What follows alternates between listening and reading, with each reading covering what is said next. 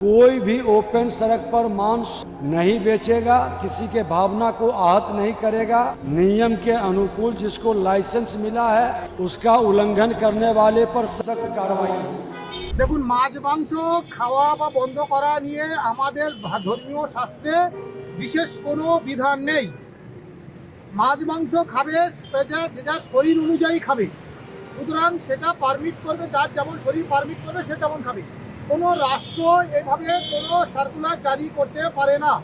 বিহার সরকার যেখানে বিজেপি পাওয়ারে এসছে এবং বিভিন্ন জায়গা থেকে মহারাষ্ট্র এবং দিল্লি থেকে আমরা এরকম ধরনের বিভিন্ন থ্রেট শুনতে পাই যে মাছ মাংস বিক্রি করা যাবে না।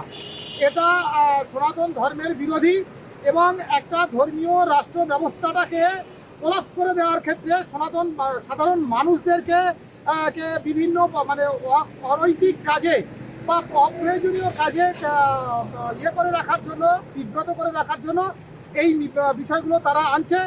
দেশের কিভাবে উন্নয়ন হবে, দেশের বিজ্ঞানীরা কিভাবে কি রিসার্চ করছে সেই বিষয়গুলো কিন্তু দেখবেন কোনো মিডিয়ায় আসছে না।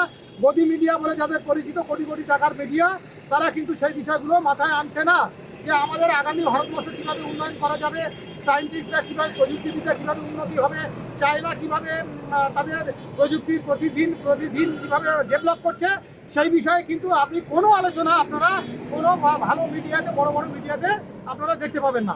যাতে মানুষ মেতে থাকে এই নিয়ে তর্ক বিতর্ক চলতে থাকে, সেই ব্যবস্থাটা বিজেপি আর এবং আরএসএস করেছে। এটা আমি আবার বলছি তো, এটা রাষ্ট্রের কাজ নয়। মাছ মাংস শাস্ত্রেতে মাছ মাংস নিষেধ আছে, আবার বহু শাস্ত্রে মাছ মাংস খাওয়ার কথা আছে।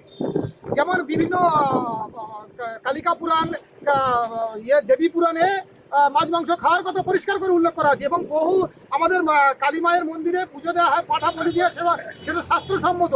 এবং বহু জায়গায় শোল মাছ দিয়ে পুজো দেওয়া হয়, বহু জায়গায় হাঁস দিয়ে মনসাকে পুজো দেওয়া হয়। সেক্ষেত্রে বহু বিধান আছে, সেক্ষেত্রে কোনো শাস্ত্রীয় ও বাধ্যবাধকতা নেই।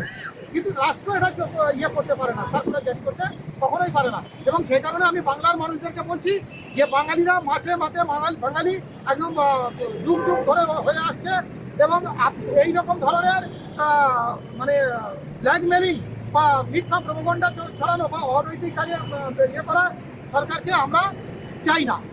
মানে এইটা নিয়ে কালচার হবে, তার পক্ষে বিপক্ষে যুক্তি আসবে, এইগুলো না করার থেকে বরং আমি বলছি যে বাংলার কিভাবে উন্নতি হবে, বাংলার মানুষরা কিভাবে চাকরি পাবে, কিভাবে ইন্ডাস্ট্রি হবে, সেই বিষয়ে আলোচনা করা বেশি দরকার বলে আমি মনে করি।